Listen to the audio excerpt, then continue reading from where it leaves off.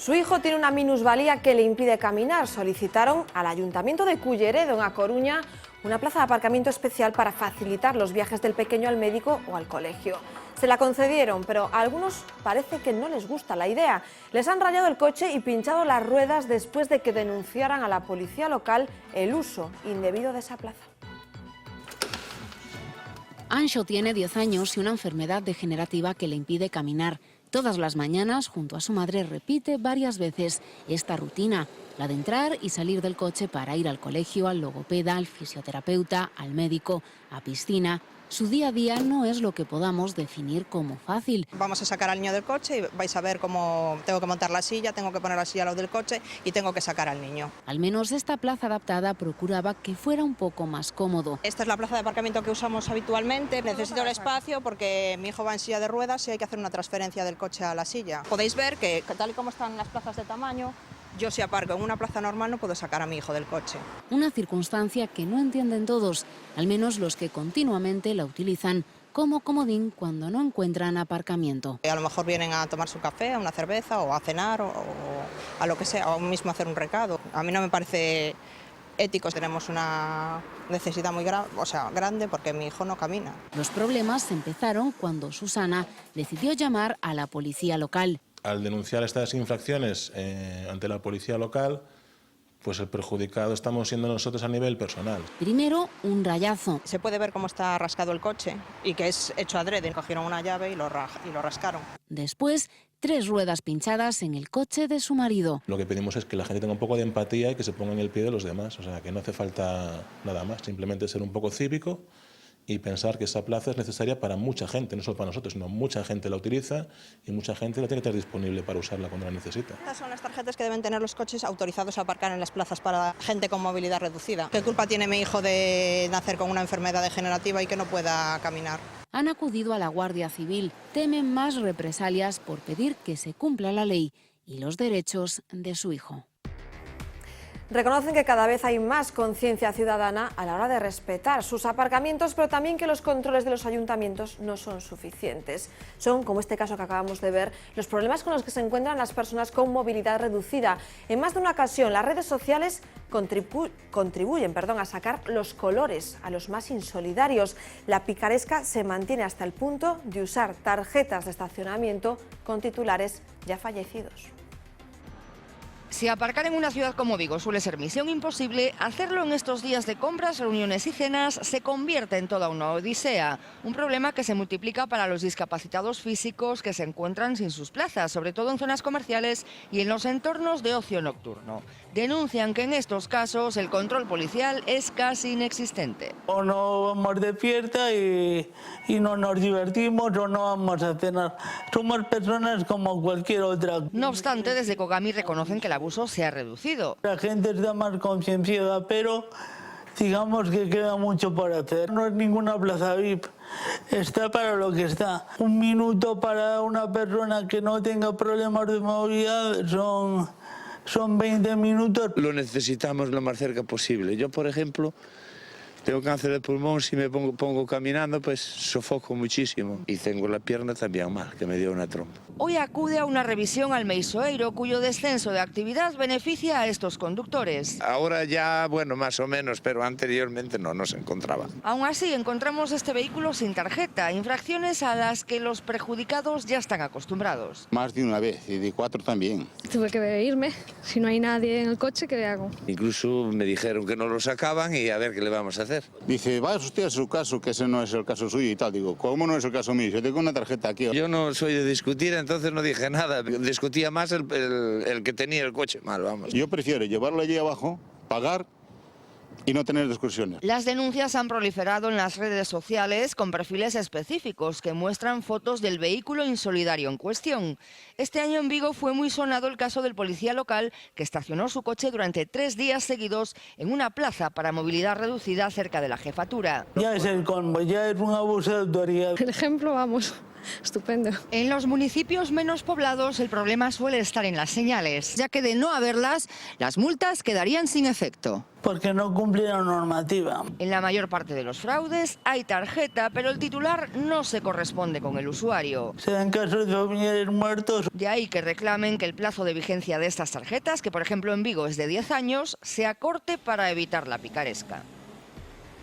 Las vacaciones navideñas son largas para muchos padres, cortas para otras, pero lo cierto es que el jueves se acaban, los más pequeños y los no tan pequeños vuelven a los centros escolares. Han sido días de convivencia en los que muchos padres han tenido que hacer malabares para conciliar la vida familiar y la vida laboral. ¿Qué produce eso? Que en muchas ocasiones hayan aumentado los roces. ¿Con quién? Sobre todo con los que están en una edad superior, con esa temida adolescencia. Hoy le vamos a pedir consejo a un psicólogo clínico y terapeuta familiar, colabora con la Fundación Meniños. Él es catalán, pero ya lo tenemos aquí casi instalado. Javier Aznar, ¿qué tal? Muy buenas noches. Hola, Grace, buenas noches. Gracias por estar en Más que Contar. Gracias a vosotros. Y despejar estas dudas que yo creo que con las que muchas familias se van a sentir identificadas, porque ¿qué pasa en los chavales, en esas mentes, no sé decir solo en las mentes, cuando llega la adolescencia? Es la revolución y llega la locura a las casas, ¿no? Un poco sí. De todas maneras, la adolescencia a veces tiene un poco de una mala fama mal ganada. Yo a veces cuando damos seminarios o conferencias, a veces hago una cosa, saco un pequeño extracto de actitudes de los adolescentes, de la impulsividad, el pensar solo en sí mismos, el actuar muy rápido, etcétera, etcétera. Y normalmente, pues, o bien a familiares o a colegas se los leo y les pregunto de cómo les suena, que si tienen alguna idea de dónde puede haber salido eso, ¿no? Todos se identifican, entonces luego les explico que esto está escrito 4 siglos antes del nacimiento de Cristo, lo escribió Aristóteles en la retórica, ¿no? Así que esta forma de ver a la adolescencia es de siempre. De todas maneras, la adolescencia es un momento que tiene un par de consideraciones muy interesantes. La primera es a nivel cerebral. Es una edad en la que se da una gran poda neuronal en el cerebro, así que es como, digámoslo para entenderlo, que es como si los caminos en el cerebro se convirtieran en autopistas.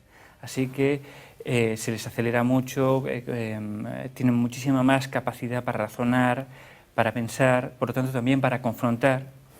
Y eso nos pilla un poco con el pie cambiado, ¿no? Tanto a tu vida, perdona, No. Sí, en tu vida profesional, yo no sé si podemos decir 1, 2 o 3 motivos de conflicto que se encuentran los padres con sus hijos en esas edades.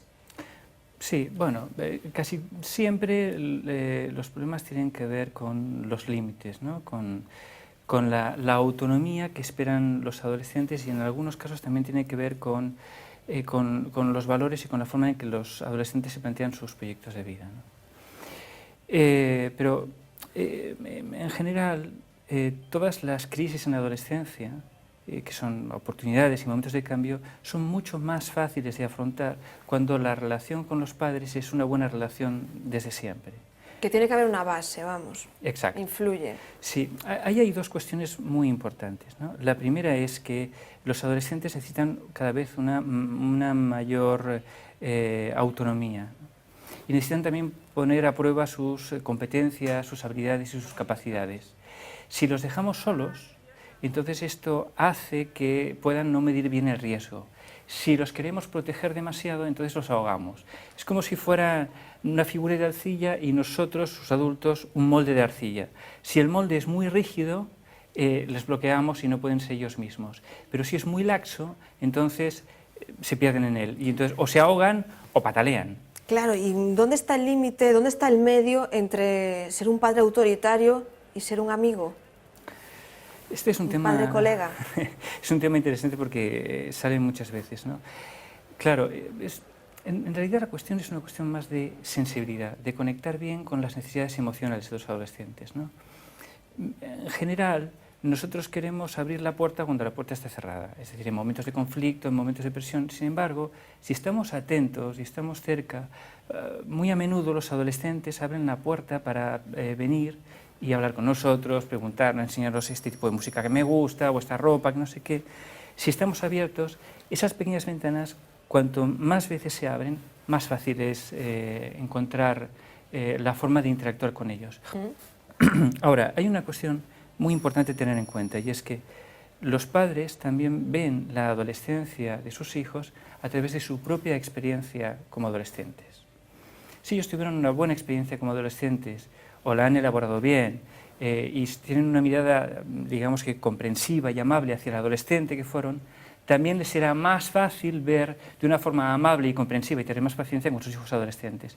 Si ellos tuvieron una adolescencia que viven con vergüenza o con un mal recuerdo o se sintieron humillados, es probable que la timidez o los tímidos e indecisos saltos hacia la autonomía de sus hijos los vean también como algo que avergüenza y que humilla, y que entonces tengan una mala relación con ellos. Claro, complicado porque no sé si compartes conmigo la opinión o lo que tú ves a diario, que muchos padres dicen: mis hijos me consideran un enemigo, me odian, solo confían en lo que dicen sus amigos. Esa palabra sí tiene valor y la de los padres no tiene la más mínima. ¿Se mueve así un poco en tu ámbito lo que te transmiten? En la superficie sí. Y además, aunque esto a los padres les escueza un poco, tiene que ser así. Los chicos y las chicas tienen que encontrar su propia identidad y su propio camino.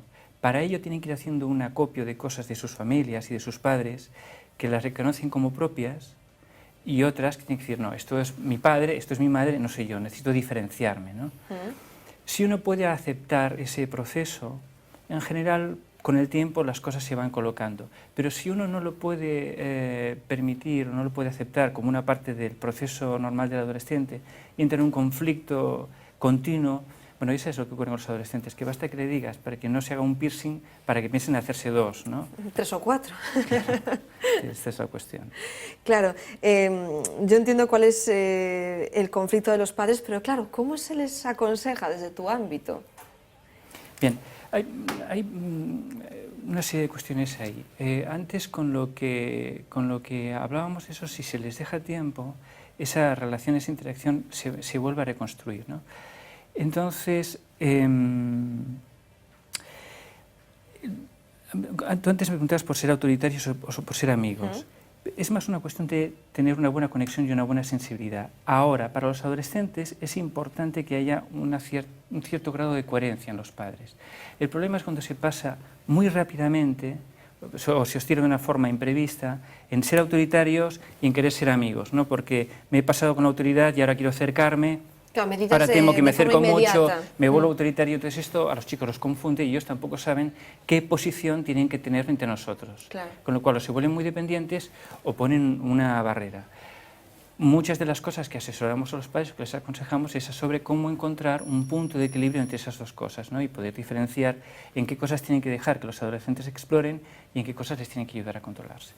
Claro, explorar. Hay tantos temas complicados porque un adolescente enseguida te vienen drogas, pues sexo sin medidas, sin precauciones. Claro, ¿cómo hacerles entender si no ha habido un trabajo previo? Entiendo.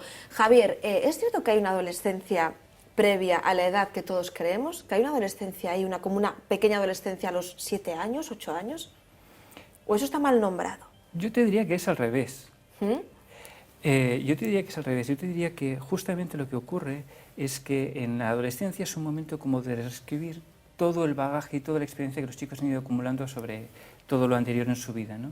De tal manera que nos encontramos, aunque se muestren de una forma muy diferente, aspectos que los padres ya vivieron cuando los niños eran muy pequeños pero que no los reconocen, ¿no? Como la oscilación emocional, por ejemplo, ¿no? Los bebés o los niños muy pequeños pueden llorar, enseguida se consuelan, luego se pueden volver a sentir mal, y esto en un niño lo esperamos, pero en un adolescente nos sorprende y a veces no somos capaces de tener la misma paciencia y la misma apertura que tendríamos con un niño pequeño. Claro, pero es cierto que muchos niños tienen una etapa rebelde ahí por encima de entre los 5 y los 10 años, ¿no? Sí, sí, así es. Una locura de sentimientos. ¿Cómo afecta el comportamiento de los adolescentes, de los más jóvenes, el modelo de familia pues, que hay ahora, que hemos cambiado? No sé si con padres más distantes, padres que tienen que hacer malabares para conciliar. ¿Eso afecta? Sí. Afecta porque en realidad tenemos que pensar que, claro, solemos pensar en los adolescentes como algo ajeno al resto de la cultura y de la sociedad que les envuelve, ¿no? Sin embargo, problemas que tenemos para poder cuidar de ellos tienen que ver con problemas de cómo se organiza toda la sociedad, ¿no? Por ejemplo, una de las cosas que vemos es que las familias que tienen un mayor riesgo de tener problemas con los hijos adolescentes son las familias monoparentales, especialmente las familias en generales con una madre a cargo. ¿Esto es porque las madres lo hacen peor solas? No, Esto es porque las madres tienen menos apoyo, porque al haberse disuelto la familia, el núcleo de convivencia trigeneracional, clásico antes, Claro. y sobre todo en las grandes ciudades, que hay menos tejido conectivo entre la colectividad, es menos gente haciéndose cargo de los adolescentes. Hay varias investigaciones que demuestran que en los núcleos en los que la gente hay un buen tejido conectivo entre los vecinos, entre la gente y asociaciones, etcétera, los adolescentes tienen muchos menos problemas, por ejemplo, con la transgresión de límites, ¿no? Porque hay más gente cuidando de ellos. Claro, es que se asocia ahora mucho a que los adolescentes son más agresivos. ¿Eso viene relacionado con ese modelo de familia? Bueno, es que yo creo que esto es un tema muy delicado a tratar, el tema de la violencia filioparental, ¿no? Particular, en cada caso. Porque es un tema que está de moda, entonces corremos el riesgo de frivolizar. Mira, hay una cuestión, y es que los problemas en la adolescencia se ven un poco con más relumbre justamente porque la adolescencia se está alargando mucho. Entonces hay conflictos que antes se resolvían porque el adolescente marchaba de casa, pero ahora tienen que seguir conviviendo. Ahora hay una cosa que es importante tener en cuenta. En mi experiencia y en la experiencia de otros colegas, cuando hablamos un poco con estas familias y podemos conseguir la confianza como para entrar un poco más en cómo ha sido su historia, en las cosas que han pasado, lo que acabamos descubriendo casi sistemáticamente es que la violencia no empieza por los chicos. Y han habido episodios de violencia que empezaron por los padres en el trato con los hijos y a veces incluso trigeneracionalmente, ya de los abuelos hacia los padres.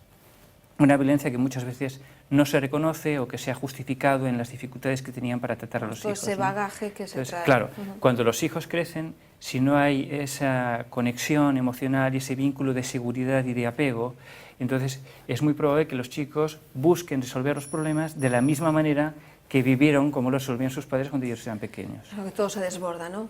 Javier, seguiríamos hablando muchísimo tiempo contigo. Gracias por haber venido Más que Contar. Muchas gracias por haberme invitado. Esperamos que hayas solventado las crisis seguro que de muchos padres y muchas familias que rodean a estos chavales. Buenas noches, Javier. Gracias, bueno.